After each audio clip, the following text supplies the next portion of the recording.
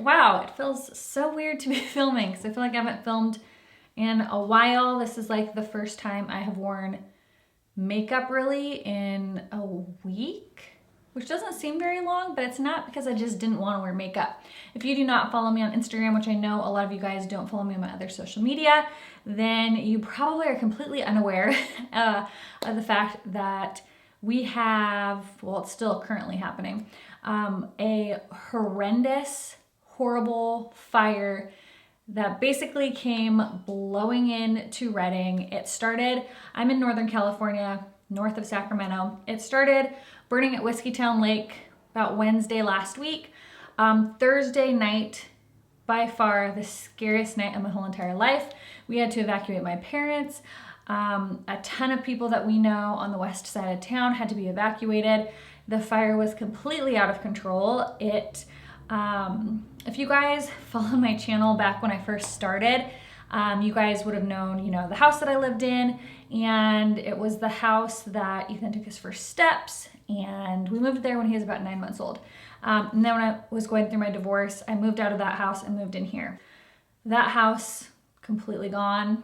Half that neighborhood that I used to live in is completely gone. The fire just devastated so many homes. I think the count is about almost 1,100 homes have been destroyed. Many have been damaged. The fire came into Redding city limits. It got quite a few neighborhoods over on the west side of town. Thursday night was really scary because the fire was so unpredictable. There was things called a fire-nado, which I didn't even know that was a thing. But if you can imagine a tornado, a fire, that is essentially what it was. It was out of control. It was jumping over the river. It was jumping across highways. And so I'm on the east side of town, and we were all very afraid that it was going to basically sweep across the whole west side, jump I-5, and get to the east side, which if that happened, we basically wouldn't have a city anymore. So Thursday night was very scary evacuating my parents. It was very scary. It was just a terrifying night, watching the fire come closer to their house, watching sirens, police cars, ambulances, fire trucks racing up and down the road. Cars are in gridlock because they can't escape. Some people didn't even have time to evacuate. They were told they had time, and within 5 minutes it was engulfing their neighborhood. This last week has been the longest week of my life. And it was just crazy. So Thursday night last week was absolutely terrible. Friday was still very scary because it was still very unsure of where the fire was going. They really couldn't get a handle on it. It quickly was doubling in numbers, so the days are getting jumbled. But I think Thursday night it was close to 50,000 acres, and then Friday morning it was at 80,000 acres. So it almost nearly doubled overnight. It was absolutely insane. So if you followed me on Instagram, you were seeing my updates. If you Google the Carr fire, C-A-R-R, you can see photos. It's just absolutely horrific and scary. The president did declare it a natural state of disaster. So FEMA is coming. We have National Guard here. There are thousands of firefighters. There are law enforcement from all over California here. It is absolutely crazy. Luckily, my parents' house is okay. They were able to go back to their house on Monday. The fire has now blown south towards Weaverville, Lewiston area. If you Google a map, you can see. So has now stopped coming into city limits and is blowing away. And I'm so thankful for that, but also still very fearful and praying, obviously, for all of those smaller little communities on the outside of Redding area. So it was just crazy. A lot of sleepless nights, a lot of stress. We packed bags, we loaded our car just in case we had to evacuate. It was absolutely crazy. I've never experienced anything like that. If you live in an area that was hit by Hurricane Katrina, or if you live in a place that was hit by Hurricane Harvey, or any place where there's natural disasters or tornadoes, then you probably understand kind of what we went through or what we're going through. I personally have never been I have never seen anything like this. It's absolutely crazy.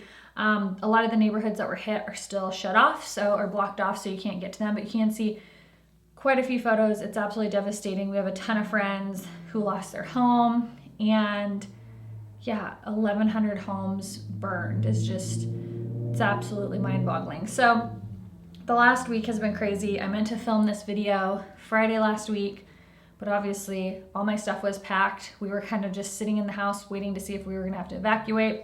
So it's just been a whirlwind. So today, things have calmed down. It's the first day that things have kind of felt normal-ish around town, as normal as they can be, I guess. So I wanted to film a video for you guys. This is what I was trying to film last week.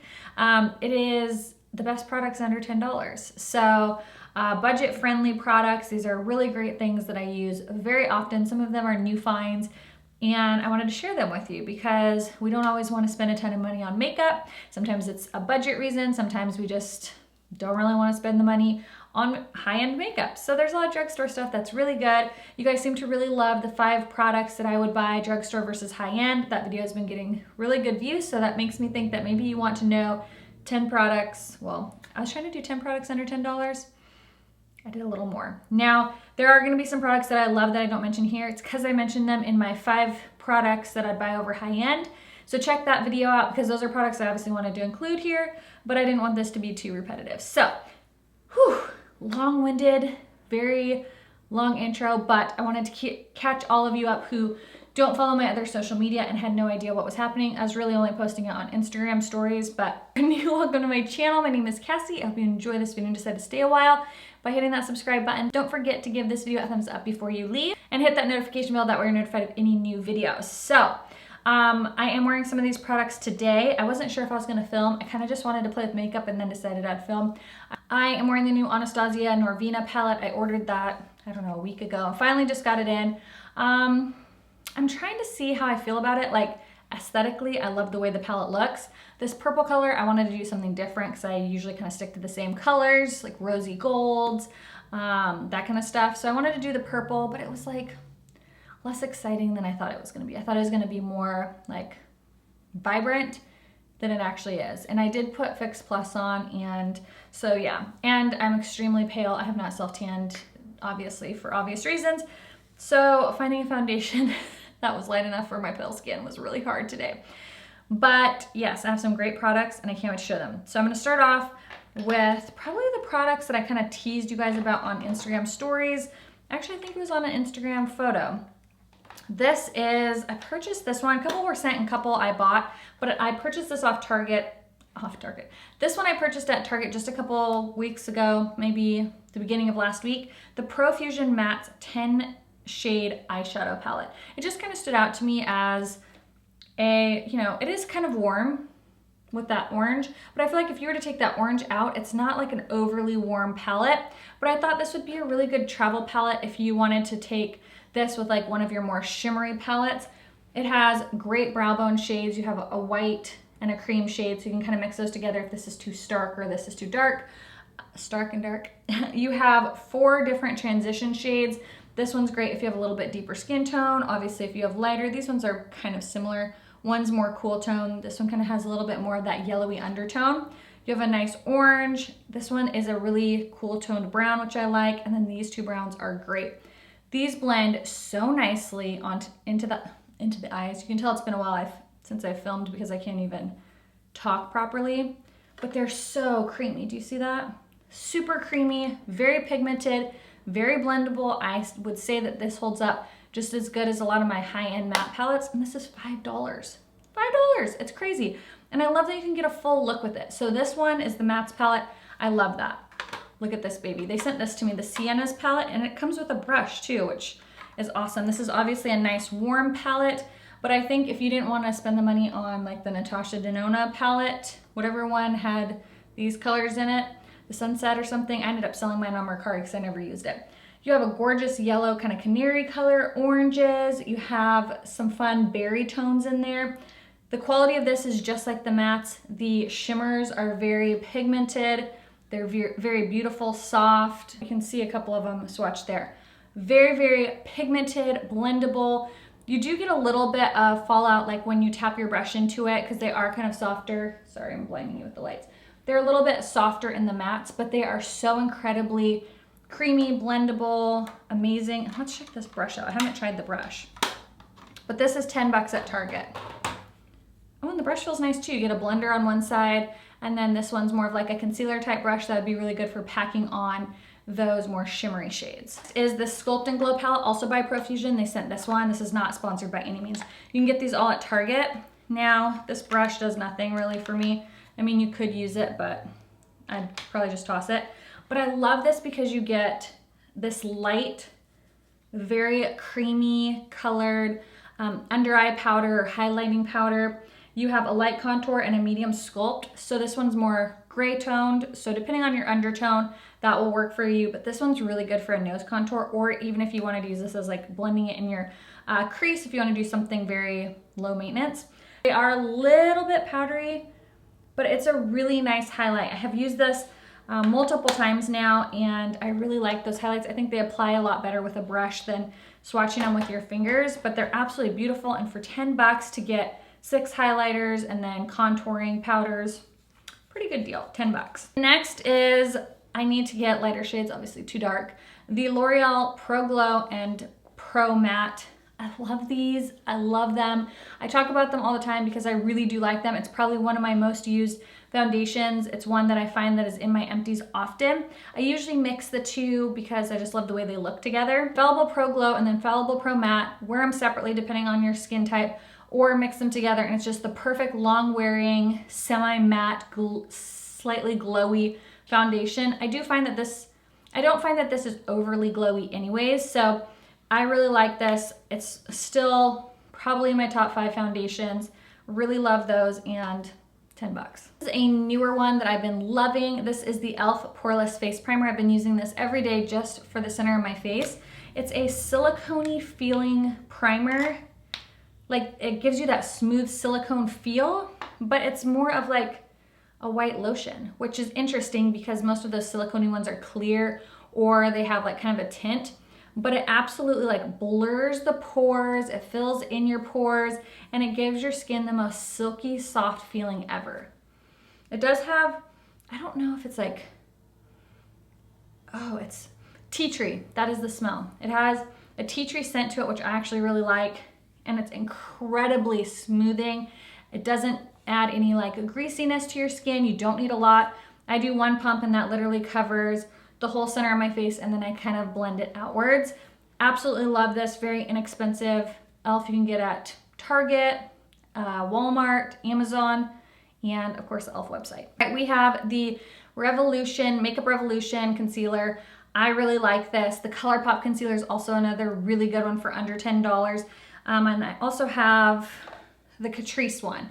Any of these I think work really great. I use them interchangeably. I don't think there's one that I like better than the other or outperforms one another. Fantastic drugstore, inexpensive, full coverage, doesn't crease, doesn't look cakey under the eyes. The Catrice one says it is waterproof. I've never like doused my face in water to know if it's waterproof or not.